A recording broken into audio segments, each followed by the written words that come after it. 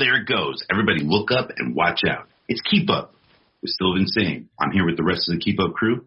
Let's get into some shout-outs. What's your profanity? It's time for shout-outs. All right. We have Charles Kirkendall, Mr. Beloved, R&B House. Wow. So many titles. We will get into that. What is your shout-out this week, brother? Always, if I want to shout somebody out, I got to shout out my beautiful wife. All the successes that we hopefully talk about in a little bit and the failures along the way. I put it to her. I'm in a really good space, and she's a large part of that. And then secondarily, want to shout out to Paul University. If I didn't go to the Paul, I don't meet you. I probably don't meet my wife. So that's true. You spelled my last name right, which means you know me for a long time. That's right. Let's determine this. Let's live a life. Let's do this. Good. And, hey, I don't mean to put too much of your government out there, but I'm the third. I appreciate that you got the junior out there, man. Yes, way. And he's got New York blood in him. I want to shout out. It's not my wife. I can shout her out like this. Shereen from the BX. Yeah.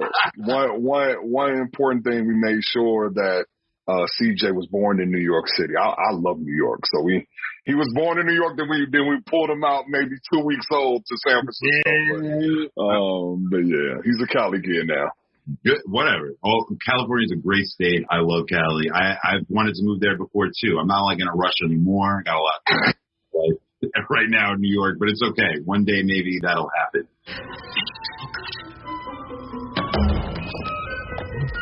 Miss Taylor? The water's boiling. Hello! Ah!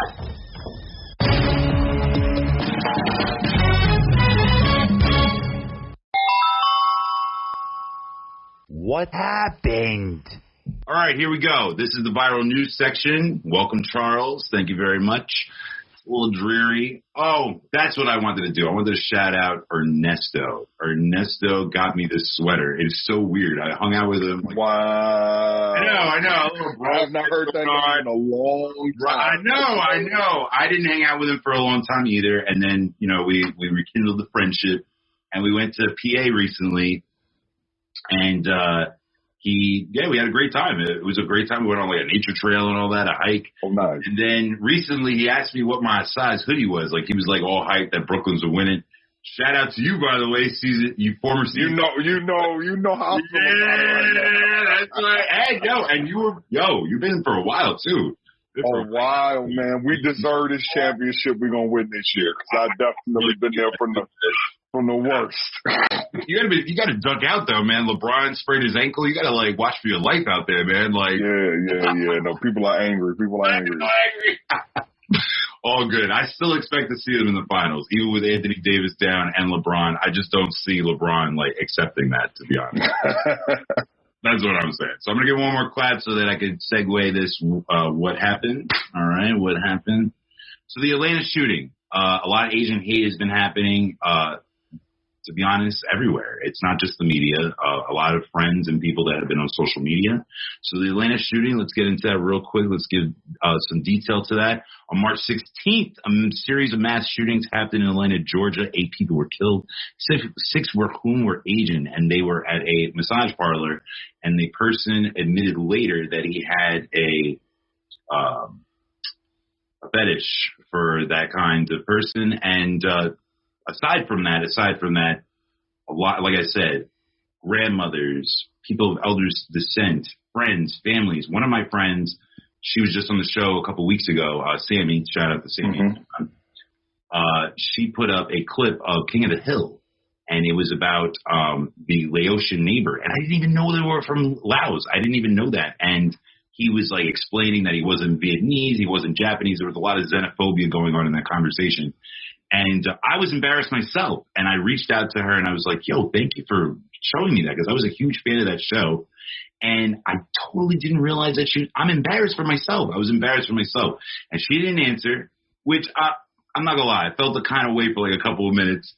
And then she put up a post recently, and she goes, hey, sorry that I haven't put up any posts recently. I don't mean to be somber, but I'm really hurt. I'm really hurt right now. There's just a lot of negativity within my culture and within my race, and I just don't know how to process it right now. So it's hard for me to reply. How do you feel about that? I mean, do you have any colleagues out there in the LA area that are affected by this? Yeah, I mean, colleagues, friends, I think anybody with a pulse should be affected by this. It's just a sick world that we live in. I think that, oftentimes the level of hatred that people have and the way that they go about sharing that hatred is extremely problematic, and it's saddening and it's angering. It doesn't take a black person or another marginalized community to understand that this is wrong, it's egregious, and it shouldn't happen. Like, if you have a pulse, you should know that this is not okay. And we need to do a better job of not, keeping each other safe, honestly. And, I don't know what to do with these bad apples that exist. You know what I'm saying? It's been going on for a very long time. People, acting out in these type of ridiculous, sad ways. But, as often as we can protect each other, like, we got to do that. And yeah, it's horrible all around. But, your people in that community, I look at 2020 and when I was down in the midst of George Floyd, like, people reached out and lifted me up. I think we should do the same and not expect a response, or just just let people know that you care about that. You probably will be affected by that. You're thinking about them and that you're with them. And at that point, that's all you can do. And again, as often as you can be the change that you want to see, and that you're approaching and respecting all people, equally, right way, the same way. In that regard, you're doing the best that you can. So yeah, this is tough. It's really tough. Perfectly said. Perfectly said. I don't know if you're into Real World at all, but they just premiered their reunion of New York recently, and Eric. I saw something like that, yeah. Good. Eric, which they dubbed, which that's where they got the angry black man on television from reality TV. It's crazy. So I'm a huge Real World fan, huge to be honest. It's kind of I've seen all the episodes, even from Pedro, Paak, everything, New York. Wow, you dropping some names. Yeah, Mel B's out there right now. Missy Elliott, you should send some checks to her because you definitely slowed it down. But anyway, fantastic. I really like it. But Eric, what's really fascinating about Eric is he was talking about Rodney King, and he was correlating it with George Floyd, and he's just saying, like, it's just different battles now. It's the same fight, but just different battles. And I was just like taken aback a little bit, even though like I was aware of what he was talking about. It's still weird to hear from someone 30 years later to still be going. Excuse me. Bless him. And, but whatever. We will move on from that. Eric, shout out to Eric. I love him, man. Even when I tried out for Real World, as a matter of fact, I tried out for Real World while we were in college. I almost made it to Austin. I went down to Kansas City for the second round, and they told me I was too young. But oh wow, boy, that would have been crazy. They were like, yo, you're great, but like you're too young. Like we need to bring you guys to bars and stuff, and it's easier to get the girls in. Yeah. Guys. Yeah. I don't know how they do it now, but I'm still a fan, so whatever. They didn't need to bring me on the show. So shout out to our Asian colleagues out there. I really hope this ceases for anybody. Absolutely. For all cultures. Charles is correct. It doesn't take anybody's shade of color to realize this is wrong. This is pretty short. This is Iceland Volcano. Pretty cool. If you guys want to look that up one day, Google that up. It wasn't active for a very long time, for many years. I'm trying to click into it to give you exact years. Let's do that. Okay. Wow, these iPhones. Never mind. So near the Oslo area, Reykjavik, there has been, and so a lot of people go there. The Blue Lagoon, all that good stuff. Mm-hmm. Yeah, it's on my to-go list. Yes, good. Yes, Charles. And you know what? I'm very lucky that my guests are fantastic, and they love to travel. And you're definitely one of them. Now that you mention that, what is one of the favorite places that you've been, and what is your top list place that you want to travel next out of the country? Well, one of the places I wanted to travel, I'm not going, is Iceland with this volcano. I can tell you that much. we could start there. It's a color for anybody to be like, I don't want to do a volcano.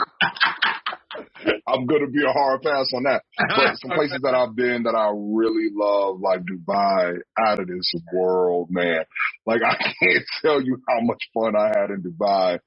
I love Santorini, Greece, but you gotta go there and catch a vibe. Like,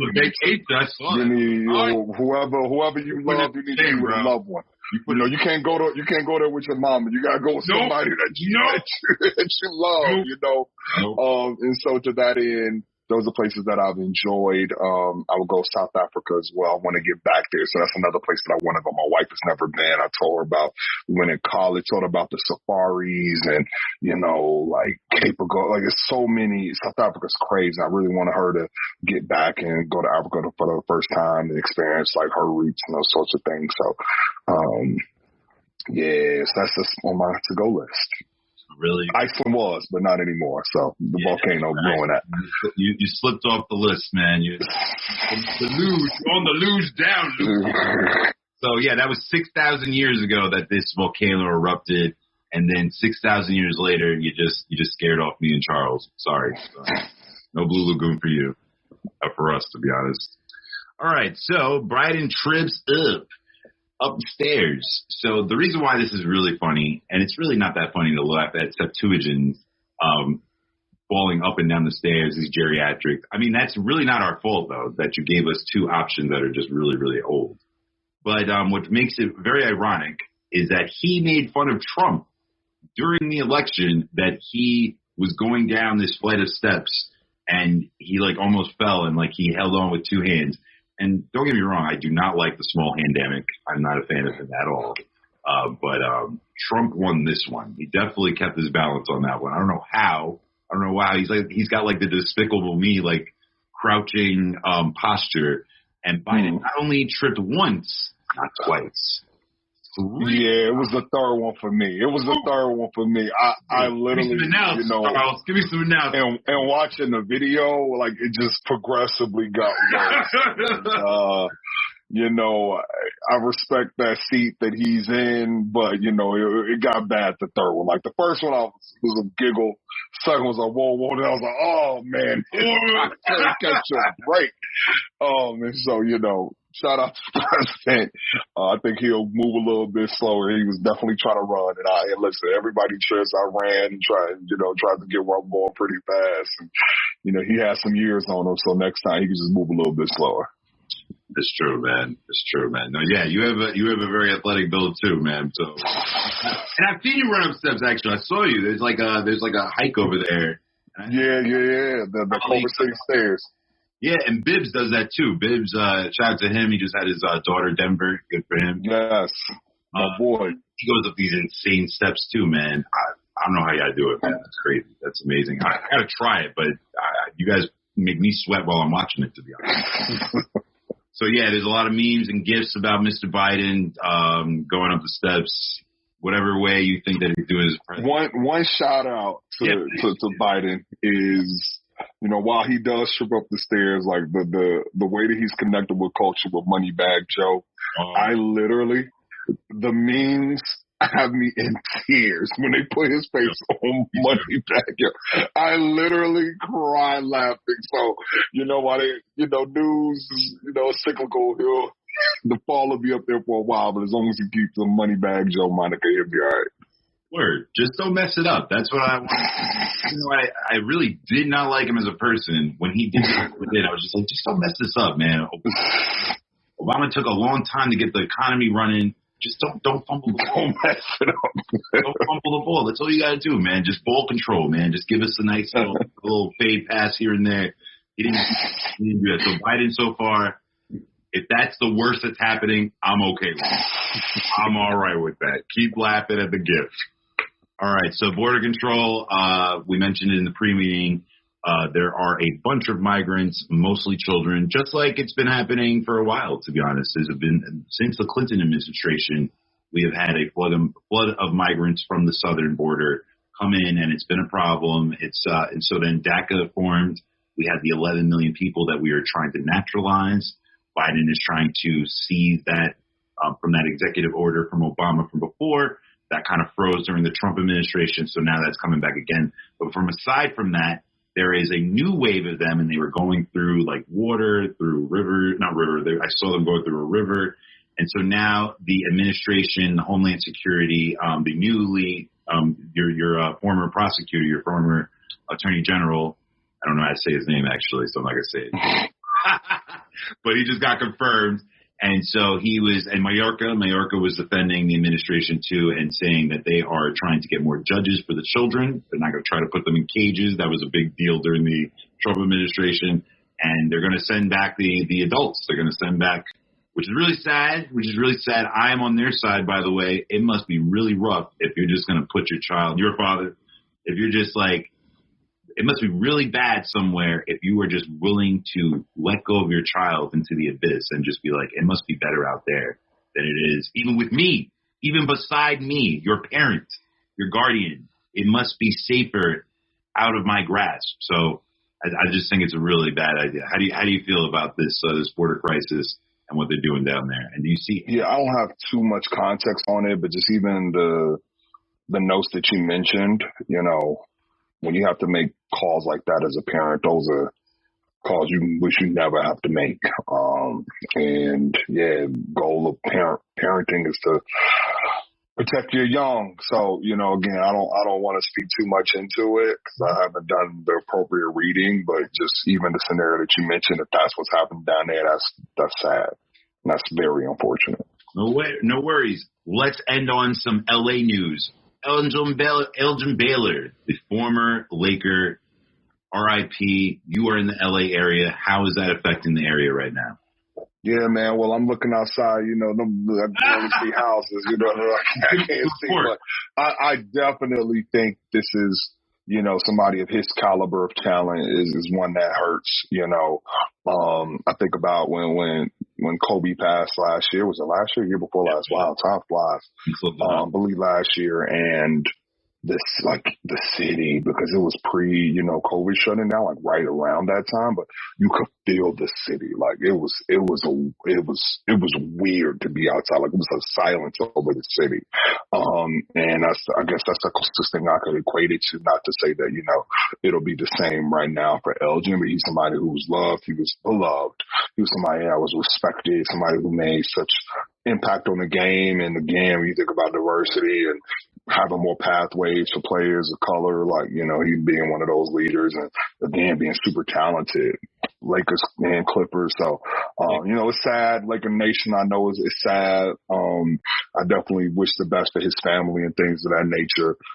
Just as always, just a reminder that, you know, everybody, you know, has an end date and tomorrow's not promised. You just got to live life to the fullest. And he had an incredible life and got up there a little bit. So, it's best to him and his family.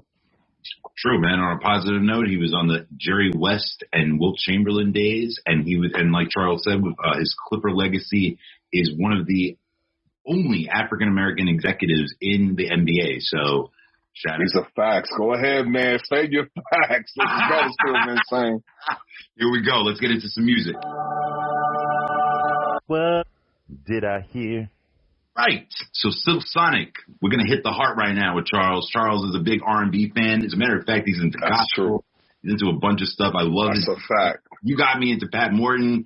You got me into actually. And I really appreciate it. I love looking for new music. And yeah. Good, man. Hell yeah. I don't know if you got me into Bruno Mars, though. I know you were onto Bruno Mars early, but I know, I watch your stories. You have a really awesome story. Beloved 1906, if he allows you to watch his stories. So yeah, Bruno Mars, you went to Washington, D.C. How was that? Yeah, so that was really cool. My wife was probably like 7-8 months pregnant, and, you know, he was doing a Vegas residency. So when he dropped his latest album, 24 Karat Magic, he didn't go on tour for literally like 18 months after the album dropped, which was crazy because it was like the album was so big. So they were like selling tickets and you had to wait like a year in order to go. So he was doing a Vegas residency immediately after the album drop. And that's when you want to go hear the music right when it's fresh. And then he did one in DC, just like 2 dates. And so we came down. I think we took the bus down, and we flew down, went to the concert, and like took the bus back, like something wild. And my wife was like 7 months pregnant. She was like, "Charles, this is stupid. I don't know what you think. Like, this is not. I understand you care, but we love this album." We went. And he put on a show of the ages. I still don't think my wife forgives me for making her do that because she didn't care. She was pregnant, she wasn't all. She was like, it was okay, but was it worth all that we did? But it was, bro, been singing for his tour. We talking 20,000 people. This concert that he did in DC was maybe like 1,500. So like the level of intimacy, he went crazy. Listen to me. That was a short show. It was like an hour show, but he ran through all of his hits. It was beautiful, phenomenal performer. And then you think about, Anderson Paak, and I'm glad that he's getting his just due as a musician, two of like the most fire guys ever. I was a little late to the game with Anderson Paak. But like some of his music, but LA, maybe 2019 Grammy week, he was doing a party. Some of my friends, they're a little bit more popular than me. They got me in, and next thing I know, I'm like a part of Anderson Paak's entourage. My wife, somebody's about to sign the aftermath. Anderson Paak is Ty Dolla $ign, is me, my wife, maybe about 5 more people. We in the section, just drinking, catching the vibe. He was super cool. And after that, I just liked him even more. Just, these random people in your section. I don't think people are going to be doing that as much, post-COVID. But no, really good dude. But, just having those experiences with those two, and then them coming together for this new sound, really bringing the funk and the R&B back. But just musically, just how talented they are, the musicianship. I'm really excited for the album. They really are talented. I'm a big fan. I've not seen Bruno Mars. I was about to lie by accident. I've seen Bruno Mars live. I've seen Anderson Paak and the Free Nationals at least 4 times. They were big. Love it. Festival scene. I've seen them at Coachella. You've been to Coachella. Yeah. California area. You went to Baychella. I'm actually very jealous of that. That's concert of all time. No, I don't. Hands down. Wasn't there? Hands down. You just actually could cancel concerts at that point. Give us some of that, man. To be honest, the closest I got was Issa Rae on Insecure. Like, give me some of that. I mean, just you got to think about, and I'll start here because I never saw Michael Jackson live, but I would just assume it's like the closest experience to that. But like part of the appeal, part of the aura is just like when he has so many people on stage, like in sync, and they hit like Beyonce with the entire band, and I mean it was like a spectacle. It was absolutely a spectacle. And then you think about the vocals and all of that, like it was crazy. It was absolutely on the biggest stage, Coachella stage, the biggest stage, for her to do that and then rap Black culture like that. The HBCU vibe was insane. But that's not my number one Beyonce story. My number one Beyonce story was a tour in New York, Barclays Center. Shout out the Nets, the vibes. And they did a thing where normally, the floor is seated, the most expensive tickets. This tour, the floor was general admission, and pay more to be in these other things. So my girlfriend at the time, maybe fiance, bought us tickets to that. And then you had to like pay extra to be like early access. So she paid the extra to be early access. Then you had to like go stand in line. So she like was 8 hours of standing in line to get us,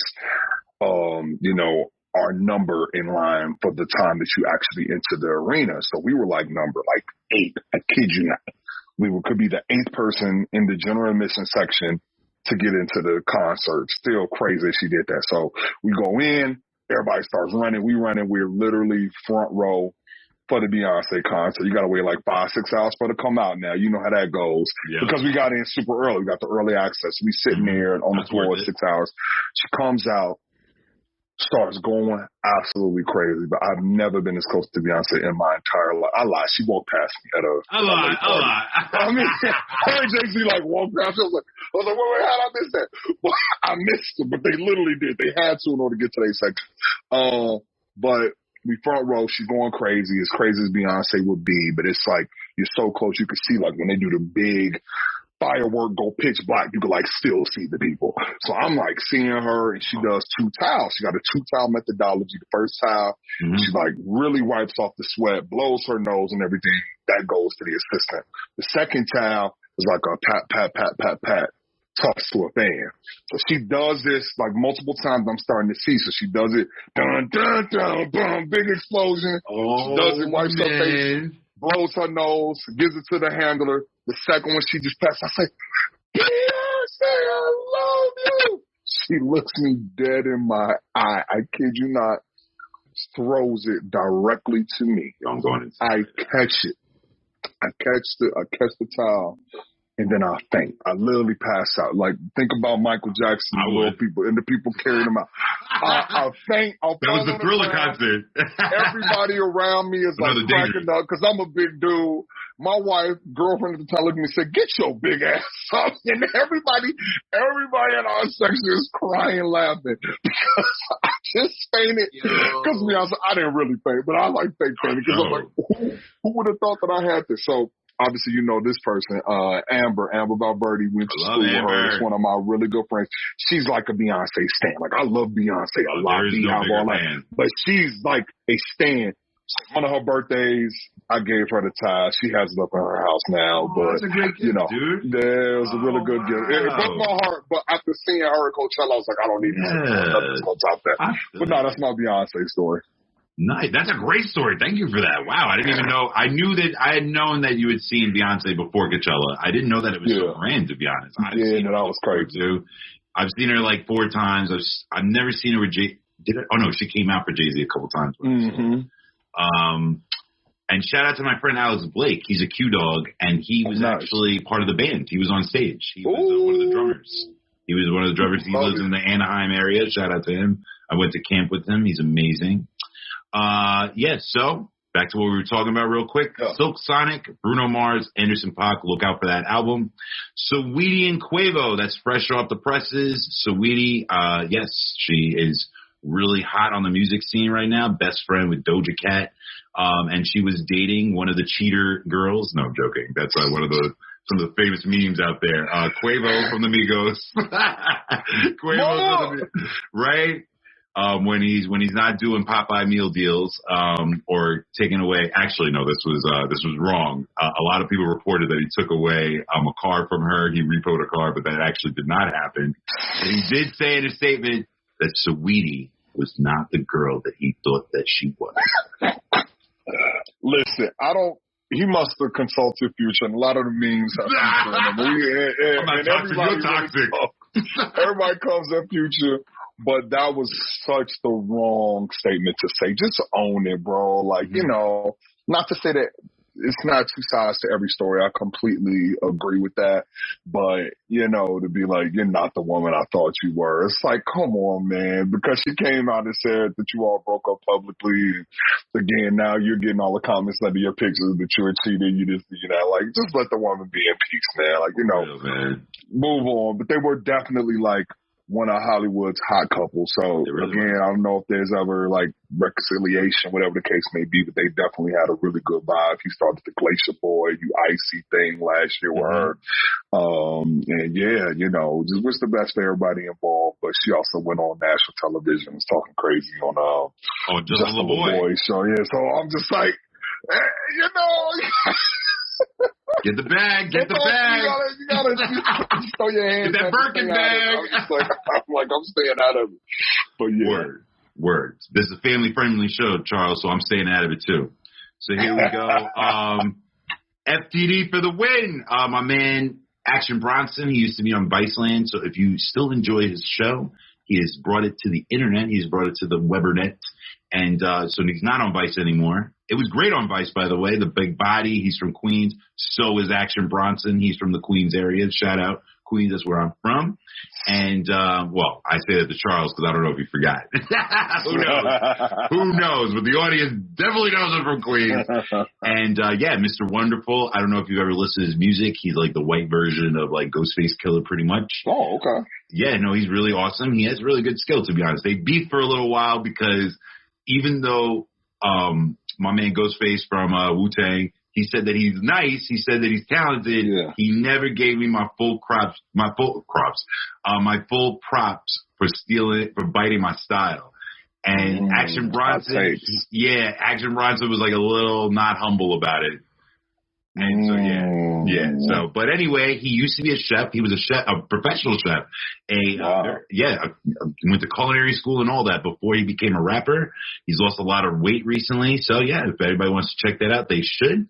But my question to you, after the Cardi B and Megan Thee Stallion performance, which they've had a huge year, and there's been a lot of backlash. Tucker Carlson about their song, their number one hit that they performed at the Grammys. But to be fair, even though I love them, I'm a big fan of both of them. They were pretty much like the seventh option. Like you mentioned, Beyonce, Drake, Childish Gambino, a lot of them did not perform, including The Weeknd, who boycotted it. We mentioned that last week because his hot album, The Highlights, which should have been nominated. I don't know. He's right. He's totally right. But not to get into that again. But, so, of course, it was going to be a dub. With the COVID and everything, and the way that award shows have been trending, they all have been trending down. I don't know any award show that has not felt ill effects, because there's just a lot of content out there. You have a show out there, there's so much stuff to watch. You don't need to watch award shows, and you also don't need validation from these award shows that don't really give credit to people that deserve it. What's your take? Yeah, so first, I'm going to give a hot take. The Weeknd didn't need to perform either way. I get him boycotting the Grammys. After the Super Bowl, I don't need to see any other Weeknd performance. That's just what I'm saying. But, I think that award shows in general are doing a better job with diversity to some degree. Still not all the way there, but just in terms of the categories that people of URG, underrepresented backgrounds, women, et cetera, are getting more consideration than they were times past, Oscars, Grammys, Emmys, et cetera. But in terms of like the grandiosity of it all, like, that in-person thing matters. What people are wearing matters. And I think that this was more of, a microcosm of people being remote and having television fatigue and virtual event fatigue, that like next year we're able to be back and pre-show and everybody got their dress on. Where did you get this dress from? Where are these shoes from? I think that it'll be back a little bit. But at the same time, like, people are holding these people accountable. Like, if they're not going to do their part, and Beyonce just came back to the Grammys first time in a long time, like, because she's not winning the awards that honestly a lot of people feel like she deserves. So, the people are going to start holding them accountable and make their own awards and say, hey, like, the people are my award. I don't need, the Grammys to validate the work that I'm doing, the Oscars, et cetera. So, I don't think they're done. To answer your question in short, I think that, when we get back outside, that level of excitement, everybody's going to be excited to go. Even if I'm ascending, I'm like an E-list celebrity now. If I get to like C-list and everybody, I'm going. Yeah. I am going. If you're not already B, I don't know. You really are ascending pretty fast. So I think everybody will feel that way. And then, but if they're not awarding the right people, they definitely will get washed very quickly. No, you're right. To give a fun fact on that, Beyonce, before Black is Beautiful, had not won Record of the Year, the most prized award, aside from Album of the Year, which Taylor Swift, of course, won again for Folklore. She had not gotten it since 2010. 2010. That was the last time Beyonce got the top Grammys. You're absolutely right. And she was like, announcing a boycott, but you're right. Essentially, she was. And shout out to her daughter, Blue Ivy Carter. Yeah. He is the second youngest at 9 years old, I believe, to win a Grammy. And that was from also the video of Black is Beautiful, Black is King. Great freaking album. I know the visual. Love to see it. Yeah. She's the queen in so many areas, but she is the hands down queen when it comes to visual albums. Absolutely. So, honorable mention, Rihanna, Lady Gaga, but like I said, the Empress is, the goddess is her. So, let's get into some television and film.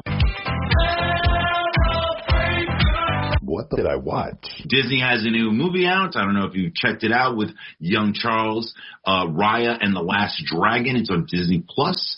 It's an extra $30 while we're in this COVID-friendly. $30. Whoa! I love my kids. Right? That's a push now. Word, man. We got Netflix. We got get that daddy budget. We got a lot, man. $30. Keep going. I feel you. You got to sell me on adding this for $30. I'm anti right now. I'll try right now. Let's look at the cast right now. It's very diverse, by the way. It's the first South Pacific princess, Disney princess. Okay. So it's very mythical. It doesn't actually, like, the origin story of, like, the land is a mix of, like, Laos, the Philippines, Thailand, Malaysia, Indonesia. So they have that all in there, and they, like, give homage to all those kind of cultures throughout this film. The actors, let's see who the actors are. I forgot who it was. Oh, Awkwafina, Queens. Awkwafina is one of the main characters. Gemma Chan, she's also from Crazy Rich Asians. Kelly Marie Tran, she is from Star Wars. Daniel Day Kim is from the original Mulan. Sandra Oh from Killing Eve and Grey's Anatomy, all that good stuff. Lucille Song, she is from Fresh Off the Boat. So it's a huge, just like Wakanda, just like all that kind of stuff. It's a huge admiration for the Asian culture, especially for South Pacific. China usually gets all the love, like with good stuff. So I know that, like, you don't represent this culture and stuff like that, but, like, it's a great way to segue into that. I know the $2 is steep. I feel you on that, but again, Disney is hurting from the parks.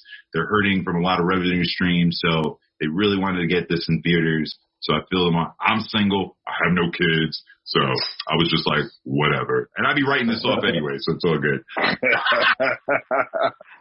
Stillvinsane, the LLC, the Incorporated. I'd be writing off on my subscription for this show anyway. So yes, good call. You should. Oh yeah, man, definitely. You know all about that. And I feel you on the live events, by the way. I know that was in the other segment. You are a live host. You are a person of entertainment on the floor. You're red carpet. You're on the stage. So people like you, we need that, man. We need that. And we need to get back. I know. And if there's not people like you out there, there's not that much of the attraction to be there. So I feel you on that completely. All right. Shaun the Sheep. Farmageddon is actually Shaun the Sheep, the movie. Keep that short for the outline. Farmageddon. So these films right now that we're talking about, these next two films, are Academy Award nominees for this year, 2021. That'll be happening in a couple months. They pushed it back because of COVID. So Shaun the Sheep, if you've seen Norbert, I forgot. A bunch of those films. From BBC. It's in the Claymation. And so Shaun the Sheep, he has his own little spin-off franchise. Farmageddon, they have a bunch of aliens that touch down, and the owner of the farm opens up a theme park to, like, drive people in from all the things that are happening in his yard. It's crazy. It's not that good, to be honest. It's all right. But if, like, you know, want to entertain your kids out there, Wolfwalkers is on Apple Plus. It's another nominee. This one has more actors you would know, or we would know. One of them is from The Tudors. I don't know if you've ever seen that. She played Queen Catherine. But yeah, this one is Irish. This one is based on a little town, and it's like in the medieval times, pretty much. And surrounding the town is these wolves, and she is protecting her father. Actually, I think the voice, he's one of the characters from what's it called, Game of Thrones. Okay. The whole Irish cast, everybody on there is pretty much Celtic or Scottish and stuff like that. And so she tries to protect her father from the wolf people, and she ends up becoming one of the Wolfwalkers herself. And it's actually pretty cool. It's actually really good. I don't know if you're familiar with the Zelda, like, video games. It has like that feel. I've seen it, it's got that kind of paper, that kind of paper mache look to it. Very cool, very unique. And the big movie, Mr. Zack Snyder, inheriting it, the $300 million flop that Joss Whedon and all of his creepy vibes that he left behind over there. And his Zack Snyder and his wife, they recouped it. Very sad, though. The reason why he wasn't on the film originally is because his daughter died, and they actually paid credit to her at the end of this movie. 4 hours, by the way. They had to add an extra 2 hours and $70 million to fix this. Ray Fisher, I'm sure, was happy because he had a better origin story in this, Mr. Cyborg. Did you see any of this? Did you see any, like, 20 minutes of this? It's 4 hours. It's a lot. 4 hours? I'm gonna need 2 weeks to get through this. Like, what? what if we were in the movie theaters? What were we supposed to do, Vincent? Like you wanted me to spend my entire Saturday? It better be a drive-in / lunch, dinner, dining, movie theater with breaks and what? Man, they need to make it a series. Like they got to split it up. Like let's do 1 hour episodes. They kind of did. It's in 6 parts. It's actually in 6 parts. It's okay. It does play as a movie, but if you have HBO Max, they put the little diamonds, a little book. Oh, okay. And I have HBO Max. I'm gonna watch it. I didn't start because when did that come out? That came out this week? Very recently, like only 3 days. Oh, okay. Okay. Series. I could do a series. All I heard was all those hours. I said, hell no. It's like a Bollywood film, right? Yeah. But that's dope. I'm excited about that. I love all of those type of movies, superhero. Let's talk about it. Right, and I'm starting to miss them. I was getting fatigued before. Yeah. Now that they've been held back. Black Widow and all that good stuff. Yeah. Right now, the TV premieres or where it's at. But no, I feel you on that. I watched it. I enjoyed it. I think I was skeptical at first. The first 2 hours, I was just like, what's the big deal? Like they did all this. And then I let it progress even more and they got me. They sold me. It was really good. It was up there with the Marvel movies. It was up there with Aquaman. Okay. It was up there with the first Wonder Woman. I enjoyed it. All right, let's get into the best part of the show. Let's interview Charles. Boy, the way the Bee Gees played. Movies, John. What did I say? Let's talk about it. Here we go. This is Viral News and Cliches. We are straight from the source. Straight from the source. Charles Kirkendall. He is a former college colleague of mine, Posse alum. Man, he was on the alumni committee over there at DePaul University. He was on the board for Soup Dreams. I got to collaborate with him a little bit on that. It was very fun. Taco Tuesdays, Trap Tuesdays, Ask the Off, R&B House Party, your business partner, my former RA, Kareem. I love him. Kareem Edwards. Shout out to him again. We shouted out him a few weeks ago. His Chick-fil-A franchise. I'm a huge fan of Kareem. Crazy. Yeah, like I said, R&B House Party. What else you got? Oh, and the biggest one of them all right now that is going on right now on Facebook Watch. The Shady Brunch, brought to you by the Shady Room and my boy Chuck right here. Talk about it, man. Talk about what's your most exciting endeavor right now, and what are you proud of? Awesome, man. So I do a little dibbling, dabbling. I think that during COVID, it allowed my creativity to kind of shift. Like before, it was just I was really so focused on the club experience and being outside. Because listen, it's nothing like an R&B house party. If you haven't been, let me tell you, you're going to have the time of your life when the world opens back up. I'm back. But so something that we built from scratch. I did the first one in college with my fraternity, A Phi A. Shout out Alpha Phi Alpha. And, we did it as an actual R&B house party at the Alpha House. And then to be able to do it in New York, scaled into an actual club setting was super, super fire. And that's when we built it. We built it for our age group, multicultural professionals who like to just have a good time on the weekend, day party vibes, and, get ready for work again. So that was going well.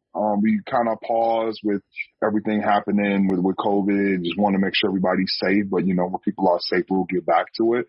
But in the interim, with just my shift and trying to get interested in other things outside of that during COVID, I was reached out to through my boss, actually, for my daytime role. So I'm director of talent acquisition for a company called Play Versus, which is an esports platform, but I've been doing recruiting for the last 10 plus years.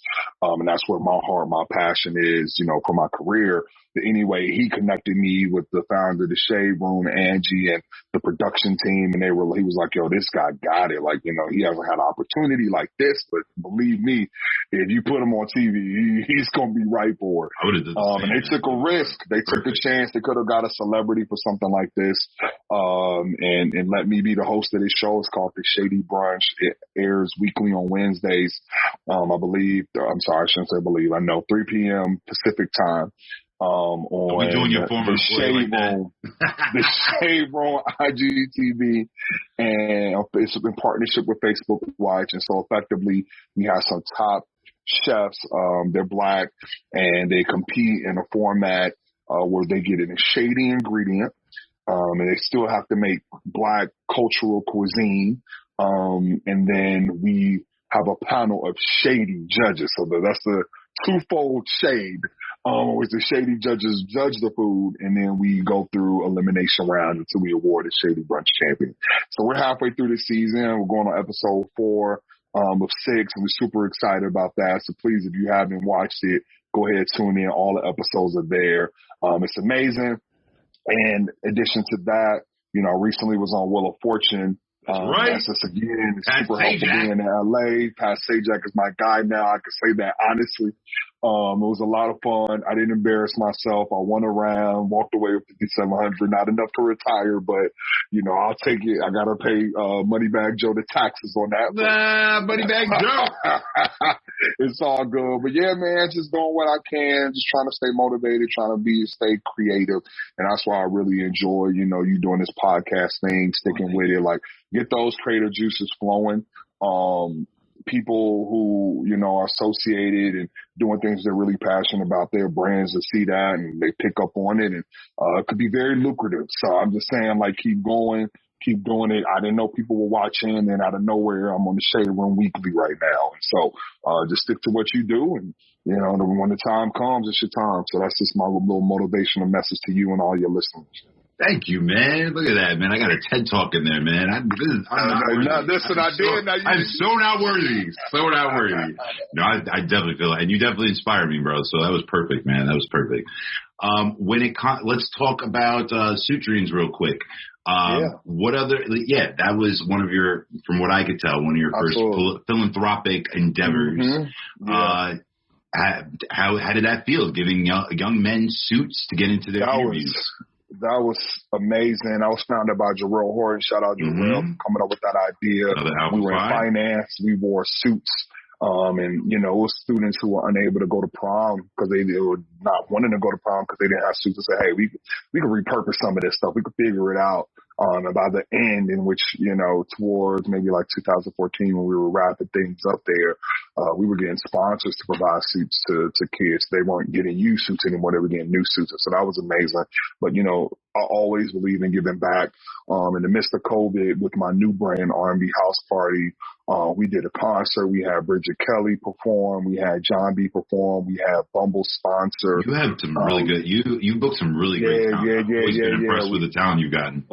Thank you. And we had like Solo Funds, which is a peer-to-peer lending app, sponsor as well. And through all of that, that was very cool. To raise in a 1-hour virtual concert like $12,000 or $13,000, and in partnership with Solo Funds, which is again peer-to-peer lending. People will go onto their platform, say, I need $100, I need $150, I need $20, and then they just have a very small interest rate, and that just stops you from doing payday loans and stuff. So for me, I would go in there. Obviously, somebody need $20. I give them 20 and say, give me 21 back in a month, right? So it's helping them get out of a jam, but very low interest rate. Whereas you go to payday loan spot, you get $20, they want 60 back in a month, right? So through that effort, through that partnership, and they were also sponsored for it, that $12,000, we just gifted everybody who had requests out for loans. So we just gifted it, and they didn't have to pay it back. And so it was really cool. Obviously, people were losing their jobs. A lot was happening at the top of, COVID. But again, as often as I can, give back and help people in need and use a brand that I built to be able to do that. I'm all for it. We're going to keep doing that type of stuff. Yeah, man. I've seen you around Bow Wow. I've seen you around Carrie. Yeah, man. You were touching elbows with a lot of cool people, and soon, very soon, sooner than we all think, they're gonna be talking about you. They're gonna be like, oh man, I rubbed elbows. I've seen you around Just a Friend. Mario. I've seen you around him. Yeah, you deserve it, man. We did a Mario concert. Yep. One of the hottest things out right now, like you mentioned before, Play VS, is e-games, esports. And you are, one of the hottest owners out there, one of the hottest black owners in the game. Also, you joined up with him. I'm so happy that, like, you always find, again, you're a recruiter by day, but that day job is so essential. It gets you so much networking opportunities for you to be the golden live host that you are right now. And so, get into that a little bit. How does that affect the community? How's e-games taking over right now? Yeah, esports is crazy. And it only got crazier in the midst of COVID with people having more time to dedicate towards games and maybe the gaps of their days. But yeah, like it's no youth ecosystem. Well, there wasn't before Play Versus. And you think about all the other sports where there's amateur funnel, NCAA, you play basketball, football, high school, all that. They played it at high school and collegiate levels before they went, started NBA, not NCAA, but NBA, NFL, NHL, MLB. But for esports, it started pro, just global pro mechanism without any amateur funnel. And so that was where Play Versus came in to be that solve. But more important than empowering competition, it's really about building community. Esports gaming, you think about video games and that used to have a negative connotation, but the dope thing about it is no height, weight requirements. It's co-ed, men can play together. And again, you get that team, that interpersonal opportunity that you otherwise wouldn't unless you I don't want to say you tested in or performed into a sport, but you could get that if you're passionate about esports. So we're really excited about what we're doing there. That type of motivation and build a community, like I said, is at the crux of what I do professionally and getting people jobs, changing their lives in that end. And, that again just keeps me motivated to end the day not feeling like, you're like when you hate something that you do, you end the day like, oh my God, I just want to not think about it. No, I end the day motivated because I enjoy what I do and it gets me pumped up to do other things and do more in the rest of the 12 hours a day. So, like I say, find that passion. Recruiting is kind of something that I went into the later half of my career. When I started out of school, I was in finance and I hated it. And I used to be that guy. So that's why I'm saying I'm saying this from a perspective of somebody who was doing something they hated and was just trying to get to the 15th and the 30th to get a paycheck. It's completely different now doing something that I love, and it's only flex my other muscles and my juices, made me a better person, made me a better dad, maybe a better husband. Cause you just like, when you in that zone and you doing stuff that you enjoy and you love, it just resonates in all the parts of your life. So like, don't follow the money. Like, do what you're passionate about and the money's going to come. I'm not saying I'm the richest man ever, but I'm doing pretty well for myself. And that was only because I started doing something I really love. So again, I'm dropping a few gems on the back end. I love it. Thank you. We really appreciate it. My gosh. Getting my money's worth over here. So one more so we don't take up the majority of your day. Speaking of motivational speaking and Black excellence, Afrotech. You're a part of that as well. Please on that before we head out. Yeah, Afrotech, in a community of technology, Black people, Latin people, URG representation as a whole is just like such a small subset of this tech sector. I wish I would have known in 2009, to view Facebook as like a job. Obviously, Facebook started like 2004. Yes. And then I was just so excited to get my .edu email address so I could get my own profile. I wish upon graduation, I was like, let me go to San Francisco, just work there. Because I wouldn't be working now. I can tell you how much. Menlo Park action over here. And I did ultimately work there. You did. To be clear. But you and your wife, hell yeah. Yeah. And Shireen worked there as well. But more importantly, it was really, really, really important to view technology as like a career. And now that we're behind the eight ball, a lot of companies are focused on diversity. We need to have a community amongst ourselves, and that's what Afrotech is. It's like a HBCU homecoming of tech professionals annually. We had to do it virtually last year. I normally really play a huge part in like the curating experiences live for people, but we did one virtually with Mario performed. And that was super cool, but I'm really excited to like get back to being able to be around my people. We get to do it once a year. It's been in Oakland and San Francisco historically. There may be potential to like travel with it and go to other cities and do some other things. I'm just excited for the growth that exists. But more importantly, each year over year has scaled so much, and not just that a positive for me being able to, do bigger events, whatever. That just means that there are more Black people in tech. There are more Latinx people in tech. There are more people excited about being in tech. And obviously you can be a non-tech professional and go, but that just means that you care about what it is that's happening in this space, and maybe like open up new pathways for those people as well. So that's where my head is at. And, it's a beautiful thing to see, and it's always a good time. I get it, man. So, and your wife is also at Riot Games. She's also at Riot Games. Good job. Yeah. And, Also, I was actually there when you proposed to her. Funny enough. That was a fun day. That was a fun day. That was a very fun day. Again, I wasn't on the board. You have been a part of Sweet Dreams for a long time. I was just trying to contribute a little bit here and there. Yeah, we appreciate it. And I just so happened to be there. That was fun. That was really cool to see. I'm so happy. Stressed out. I was stressed out that day, man. You should have been, man. She's a great gal, man. She's a great gal, man. She deserves that, man. She deserves to have you sweat. That's a fact. Good, man. So, again, thank you so much for being on this show. Absolutely. It was a pleasure. This is a great episode. I had a lot of fun. You made me touch on topics you don't normally talk about. Give me way in there on Joe and Saweetie and Quavo. That was fun, man. Glad you had me on here. That's right. Shout out to the DPU. Shout out to you and all your verticals, everything that you're doing. Again, you have a stand right here, right in front of you. Again, I love everything you're doing family-wise, all that. And again, thank you. I appreciate that, brother. Thank you for your brand bringing out the first family-friendly episode of the Still Vinsane podcast. I want to make sure everybody knows that I made sure this is family-friendly. Call me Sinbad. I'm on my Sinbad stuff for the episode this week. You can go back to the craziness next week. That's right. We jingled all the way. We did it. So, where can we find you, and where do you not want us to find you? Where should we? No, you can always find me at Beloved 1906. Like Vince has said, man, my Insta story is my vibe. I just give everybody a picture into what's going on a day-to-day basis, after work hours and some fun time. So at Beloved 1906 is quality Sinbad content. Sometimes I get a little ratchet, but I try and keep it clean. We love it a little ratchet. All good. So you can catch this show on Keep Up NYC on Instagram, Keep Up Shut Up on Facebook. We have the Facebook group. The Facebook. Yeah, that is a Facebook group, actually. Stillvinsane.com. You can catch us on Google Podcasts, Spotify, SoundCloud, all that good stuff. Yes. Our radio, we're on all the major platforms, Apple Podcasts, pretty much anything you think of. I've seen us on Podbean.